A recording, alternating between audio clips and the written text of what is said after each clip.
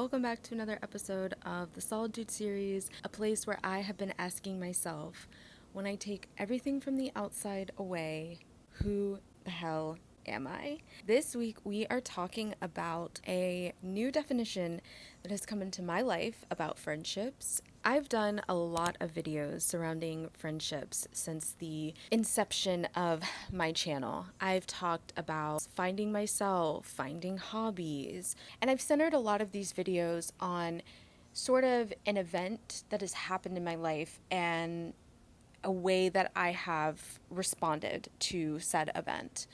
But one thing that has been consistently on my mind week after week, sort of a little bit bigger picture, every week or so many weeks, I've talked about losing friends but I've not been able to fully define friendship for this era of my life until now. So I was on the phone with one of my besties, and every time we talk, we literally end up just saying essentially that we are on the same exact experience. It just looks a little bit differently. And like, honestly, that is that. Like, sometimes I feel like there are literal lulls in our conversation because we are so in tune with each other's lives that it's like, yeah, we're just living. Like, there's not much to say. Like, I don't have stories to share. And noticing that in my last conversation with my bestie, like, really stuck with me. Because here's the thing, I have known my bestie since I was a little chitlet. So you know, and she knows, and I know that one time we were the girls who had stories, which means that we have grown. We literally talked about that, right? We talked about how we used to be such hyper consumers. We loved going to Marshalls. We loved going to Home Goods. We loved buying, buying, buying, buying, buying. But how both of us have hit this point, I would say in around the last 2 years, both of us have really started to deconstruct toxic, nasty influences of capitalism, the toxic, nasty cycles of hyperconsumerism, and both of us have really allowed ourselves to embrace being frugal, which is a word that I literally thought was an insult in high school and college. But we both were just like talking about how we've let go of the spending and how freeing that has been, and how we enjoy actually spending time present in our lives, either with our families, with our crafts, with our hobbies, with ourselves, just in thought. Like, both of us in our own ways, we're just sharing all these examples of how shopping no longer fulfills us and honestly isn't even really a part of our lives anymore. And the fulfillment of hobbies that we have found as replacements. And if you are like, girl, I don't have a hobby, don't worry, honey. I literally got you. You can check out 22 scrollless hobbies on the last episode of Diary of a Doom Scroller. And not only can you catch up on the podcast, it is the latest episode of the podcast, so I'm not even directing you to like old content. Am I the only person that sometimes like hates falling in love with a new content creator, but then they are just back from like a break and all of their stuff is like a year ago, and it's like, I know that I'm supposed to be here for you and I should want to watch you through any of it. And I do have a couple content creators that I have loved going back and seeing their old stuff and watching their journey. So I get it. It doesn't happen often. Like, usually I'm like, That's from like 3 months ago. That's old. I feel like that's the zillennial version of like brain rot, not being able to like give a fuck about events that are like more than 8 weeks old. Anyways, so yeah, me and my bestie were just like in a really good place. And honestly, it's funny, like, our conversations have transformed from being the girls who are just bah, bah, bah, bah, bah, bah, bah, bah, bah, complaining or venting or in such chaos and distress that like we just need help working through our lives, which I will literally always be there for her during any of those moments, and I know she'll always be there for me. But our conversations on the regular have transformed from talking to each other to talking about what we are experiencing with each other. And that is something that I have with so little people in my life. After I got off the phone, I was like, what is this? What is this? I need to define this experience that I just had. This is friendship to me. This, whatever this is what I want from all people who I call my friends. And as I was trying to collect evidence in my head of like, okay, do I have other relationships that support this being my definition of friendship? Okay, my definition of friendship. And then I was thinking in my head and I was like, you literally do. You literally do. Eureka, baby. Eureka weed.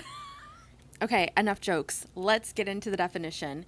Crafted on September 17th, 2025. Friends are people who you can look over at and go, long time no chat. I love that we're literally going in the same direction on our own paths. They do not tug on your direction. They do not pull you to their path. Riveting, right? Okay, maybe not riveting, but for me, so specific and so fulfilling to my personal needs that that to me is what friendship is about. I don't want to be pulled into your orbit. I don't want to have to turn around and turn back to come meet you every time. Though I am patient enough for the right people, I will. I don't want to feel like you are trailing my steps, I want to be able to call my friends, vibe with them for a couple of hours on the phone, just talk about whatever, literally tell them how proud I am of them, how proud I am of us, how amazing it is that we are living different versions of the same life. I want to leave you with one final visualization if you're kind of like, I don't get it. So let's think about when you are camping or you're in a public space, okay? Community members are going to be the people that you smile at when you pass them in the bathrooms or you pass them at the campfire or you see that their camper is right next to yours, right? You might say hello to them, but you'll probably keep it at a smile, keep it moving. Acquaintances are the people who, oh, hey, I want to make some conversation with you while running into you because I know who you are, right? I want to stop and catch up for a few minutes. And then when I make it back to my camper, I'm going to say, oh, do you know who I ran into? So and so. I didn't invite them back in the camper because you're not welcome into my home. I don't know you like that. But yeah, I stopped by and chatted with so and so. Acquaintances are people who you can feel comfortable being friendly in low grade ways with. Okay, cool. So who are friends? Friends for me are the people who I didn't even have to invite to go camping because we just know that we're always out there so much. I'm going to run into you if I go camping. And when we do, we are just literally going to vibe. These are the people who, if I want to go hiking with you, I don't have to ask you what type of trail you want to go on because we met on a particular type of trail that we both enjoyed. It's not like I met you at the bathroom, said, do you want to be my friend and go hiking with me? Oh, by the way, what type of hiking do you like to do? These are the people who they've been a part of my context. They have seen me through different stages of my life without having to be directly involved. My friends aren't living lives that make me turn around and have to go back to a person I was. My friends embrace the current version of me. My friends embrace the real life change that they see in me.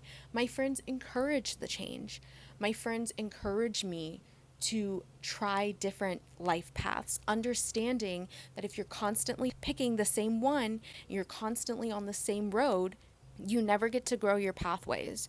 I trust that my friends choose the right paths for them and choose the right path for them with good wisdom behind it.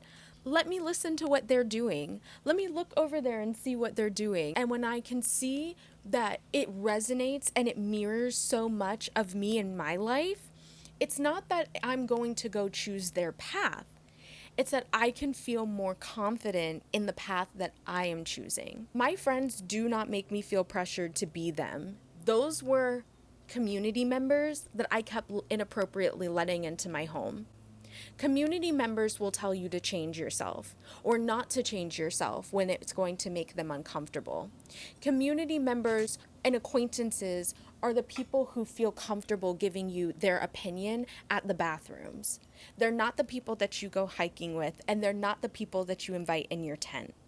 And so you might value their opinions and you might listen to their opinions and you might hear their opinions, but you need to remember the settings in which you heard them in. My friends don't tell me how to live my life.